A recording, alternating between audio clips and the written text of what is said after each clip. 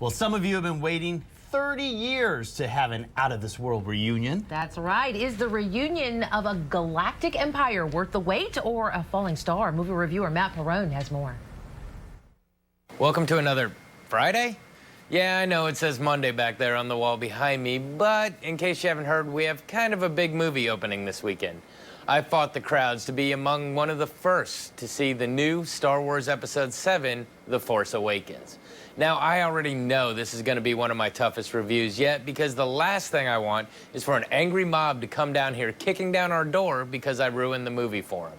So, whereas I would normally lay out the plot of the film, I am just going to give an extremely general overview of the story.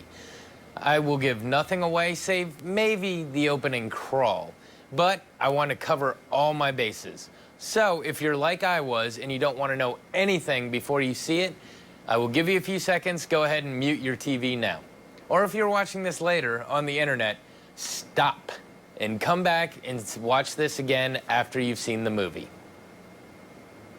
All right, hopefully everyone still here is ready for it, so welcome to The Force Awakens. 30 years have passed since the close of Return of the Jedi. Luke Skywalker has vanished to an unknown location. In his absence, the remnants of the Empire have organized to form the First Order. Formed by the mysterious Supreme Leader and a dark Jedi, Kylo Ren, they are searching for Skywalker in order to destroy the last light Jedi in the galaxy. Leia, who has become a general in the Resistance, is also searching for Luke to bring him back and help bring an end to the First Order. Finding out about a secret map that leads to the location of Skywalker, both sides race to acquire it. While the Resistance finds it first, the First Order is close behind and the map is hidden within a droid, BB-8. Through trying to escape, the droid picks up help in the form of a scavenger, Rey, and an abandoner stormtrooper, Finn. From there, the race to avoid the First Order and return BB-8 to the Resistance begins. Old favorites continue to come into play in aiding the trio. As the movie progresses, we get to see everything we love about the Star Wars films unfold. From space battles, to stormtrooper blaster fights, to Jedi with lightsabers battling it out, we find ourselves being sucked back into the familiar, constantly thinking we know what's going to happen next, but sitting on the edge of our seat watching what actually plays out. All right, I promise that was a very general overview. I gave nothing away. Now what to say about the movie. First off, there's bound to be a certain percentage of the population that just doesn't like it or were let down. And my first thought to those people is, come on, it's just Star Wars. Enjoy it. But I know what their argument's going to be, and I understand it. I just spun it into a positive. Look, I'll be the first to say that I'm a little biased. I have always been a huge Star Wars fan and had the first one memorized at age 5.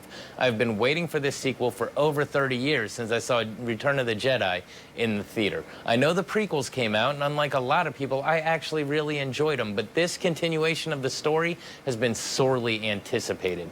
I am happy to say that I was thrilled when I left the theater. The entire audience was cheering along with the film, and I'm not embarrassed to say that I was doing it right along with them. J.J. Abrams took the formula for the original Star Wars and just ran with it. So much to the point that a lot of this movie actually seemed a little too familiar, but it worked. Look, for 2 hours last night, I was a kid again, and I loved every minute of it. I can't wait to see it again this weekend, and Episode VIII, coming out in 2017, is just too far away. I only wish J.J. Abrams was directing that one, too. If I had any criticism at all, it's just that the Force seems a little too easy to learn these days, but I guess that's what happens when it awakens. Hopefully I didn't upset anyone out there enough that they're trying to Force choke me through the TV right now.